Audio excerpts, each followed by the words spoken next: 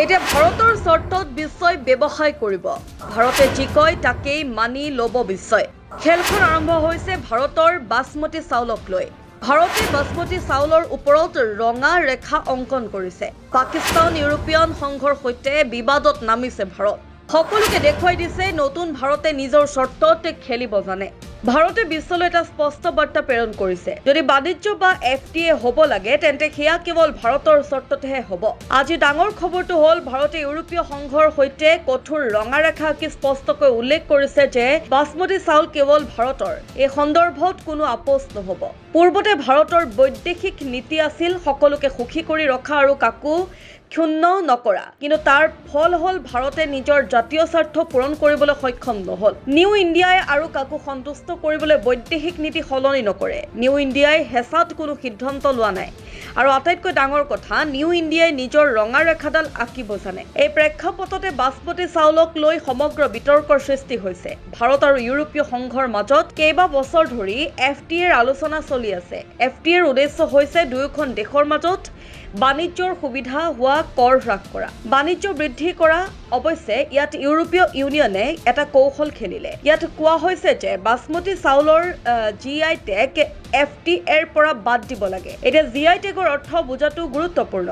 GI টেগৰ অৰ্থ হ'ল কোনো সামগ্ৰী এটা নিৰ্দিষ্ট স্থানৰ সৈতে জড়িত আৰু সেই টেগটোৱেই ইয়াৰ পৰিচয় হৈ পৰে। যেনে দাৰ্জিলিং চাহ, নাগপুৰ কমলা বা বানাৰসী শাৰী। একেদৰে বাসমতি ভাৰতৰ পৰিচয়। 2018 চনত ভাৰতে ইউৰোপীয় ইউনিয়নক বাসমতি ধানক GI টেগ প্ৰদানৰ বাবে আবেদন জনাইছিল। যদি অনুমোদন দিয়া হ'লহেঁতেন তেন্তে ইউৰোপত ভাৰতে একচেটিয়া বিপণন অধিকাৰ লাভ কৰিলেহেঁতেন আৰু ভাৰতৰ ৰপ্তানি দ্ৰুতগতিত বৃদ্ধি পালেহেঁতেন। কিন্তু ইউৰোপীয় ইউনিয়নে এই আবেদন বছৰ বছৰ ধৰি বিচাৰাধীন কৰি ৰাখিছিল। অৱশেষত 2020 চনত ইয়াক অৱগত কৰা হয়। কাহিনীটোৰ টুইষ্টটো আছিল 2024 চনত যেতিয়া পাকিস্তানেও বাসমতি চাউলৰ বাবে GI টেগৰ বাবে আবেদন কৰিছিল। আশ্চৰ্যজনকভাৱে ইউৰোপীয় ইউনিয়নে লগে লগে পাকিস্তানৰ আবেদন মানি লৈছিল। ইউৰোপীয় ইউনিয়নে ভাৰত আৰু পাকিস্তানৰ বাবে যৌথ GI টেগ বিচাৰিছিল। কিন্তু এই কথা ভাৰতৰ বাবে সম্পূৰ্ণ অগ্ৰাহ্য আছিল। যিহেতু বাসমতি ভাৰতৰ ঐতিহ্য,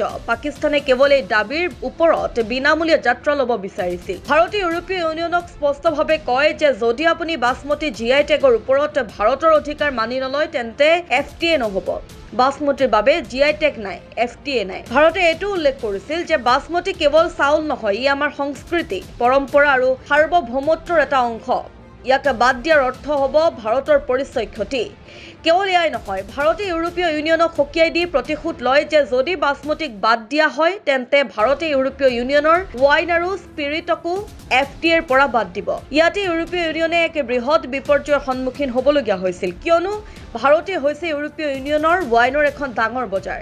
ইউৰোপীয় ইউনিয়নৰ প্ৰায় 13% ৰপ্তানি কেৱল ভাৰতৰ পৰাই আহে। এতিয়া পৰিস্থিতি এনেকুৱা যে ইউৰোপীয় ইউনিয়নৰ ভিতৰত বহু দেশেই ভাৰতক সমৰ্থন কৰিবলৈ আৰম্ভ কৰিছে।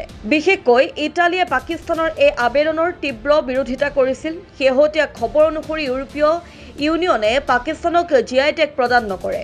ইয়াৰ অৰ্থ স্পষ্ট যে ভাৰতৰ কঠোৰতাই প্ৰভাৱ পেলাইছিল আৰু ইউৰোপীয় ইউনিয়নে নম্ৰ হ'বলগীয়া হৈছিল। আপুনি হয়তো সুধিব, এই বিষয়টো কিয় ইমান গুৰুত্বপূৰ্ণ? আচলতে এয়া কেৱল চাউলৰ কাহিনী নহয়, ভাৰতৰ বৈদেশিক নীতিৰ এক নতুন সংজ্ঞা। ভাৰতে এতিয়া বিশ্ববাসীক কৈছে যে জাতীয় স্বাৰ্থৰ ওপৰত একোৱেই নাই। যদি আপুনি আমাক বাধা দিবলৈ চেষ্টা কৰে, আমি আপোনাকো বাধা দিম। সেয়া ইউৰোপীয় ইউনিয়নেই হওক বা চীনেই হওক বা আমেৰিকাই হওক বা পাকিস্তানেই হওক। আজি ভাৰতে বিশ্বৰ অন্যতম বৃহৎ অৰ্থনীতি। জনমূৰি আয়ৰ ক্ষেত্ৰত এতিয়াও ই আমেৰিকা, ইউৰোপীয় ইউনিয়ন আৰু চীনৰ পৰা পিছ পৰি আছে। কিন্তু পাৰ্থক্যটো হ'ল ভাৰতে এতিয়া নিজৰ ভৱিষ্যত শক্তিক দৰ দামৰ আহিলালৈ ৰূপান্তৰিত কৰিছে। ভাৰতে এতিয়া ভয়ত আপোচ নকৰে, বৰঞ্চ আনক নিজৰ চৰ্তত আপোচ কৰিবলৈ বাধ্য কৰে। এইখন নিউ ইণ্ডিয়া, যিয়ে নিজৰ চৰ্তত খেলিব জানে। বাৰু, এইটো কেৱল বাসমতি চাউলৰ বিষয় নহয়, ভাৰতৰ গৌৰৱ, সংস্কৃতি, জাতীয় স্বাৰ্থৰ বিষয়। ভাৰতে ইউৰোপীয় ইউনিয়নক এটা চূড়ান্ত আল্টিমেটাম দিছে যে যদি আপুনি FTA বিচাৰে তেন্তে বাসমতিৰ অধিকাৰ গ্ৰহণ কৰক, নহ'লে আপোনাৰ ৱাইন আৰু স্পিৰিটক বিদায় লওক। অৰ্থাৎ এতিয়া খেলখন সমতল হৈ পৰিছে। গতিকে আপোনাৰ মতামত কি? ইউৰোপীয় ইউনিয়নে নম্ৰ হৈ ভাৰতক বাসমতিৰ বাবে GI টেগ প্ৰদান কৰিবনে, নে এই সমস্যাটো টানি নিব? আপোনাৰ মতামত কমেণ্টত শ্বেয়াৰ কৰিব।